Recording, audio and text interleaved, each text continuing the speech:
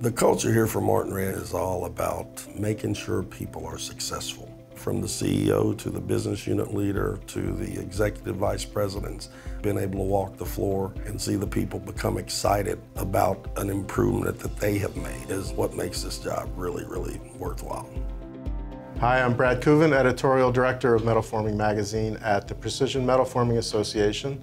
We're here today at the Springfield, Tennessee facility of Martinrea, where we have the pleasure of meeting with General Manager Esau Gardner.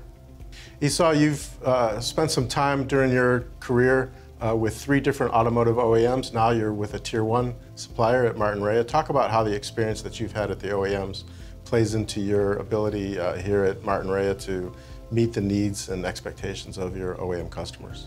It gives me a true understanding of the importance of a good supplier. You need good quality parts. You need parts that are there when you get ready to produce them so that there's no loss of production or loss of quality or any rework required. So understanding that portion of it gives you the right passion to make sure that when you deliver to your customer, you deliver them a good part and you deliver them a part at the time in which it's required.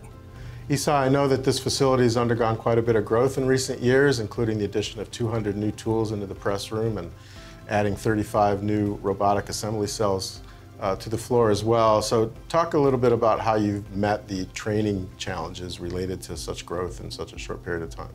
2 years ago, understanding the amount of change that this plant was going to undergo, from the amount of work, the amount of tooling that was going to come in, the amount of new equipment, and the way we would deliver the parts to our processes, there was a need to pull all that together and make sure that everyone in the plant at every level of the organization understood exactly what we were trying to do and what we were going to do and what the completion looked like. So along the way, there was milestones that we had to meet. In meeting those milestones, we had to communicate always to our team members, all the way through every level of the organization, the importance of each milestone and what that meant. Our people are our most valuable resource.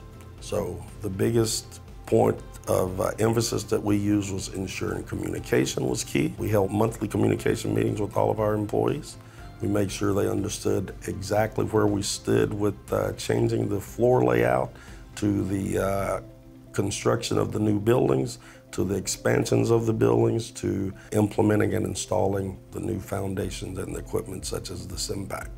The new 1,000-ton press from SIMPAC allows us the flexibility to build larger parts because the bed press size is the same as our larger tonnage machines. However, what this machine does for us is it allows us more strokes per minute, which gains efficiency. And also with the dual press bed, it allows us to already set the next job.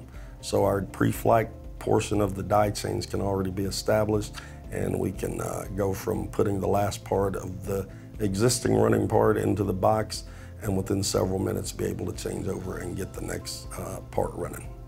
One of the big trends in the automotive industry moving forward is the move to EV platforms. How will the new press increase your flexibility and your ability to meet the requirements of these new platforms? Obviously, we'll have a lot of high strength, lower weight steel. So the structures of the material will be much different, which requires a different type of tool. What the 1,000-ton does for us is it allows us to have the bed size that will make the longer parts that are higher strength but lower weight or lower tonnage requirement to support the flexibility that is a part of the EV initiatives and platforms.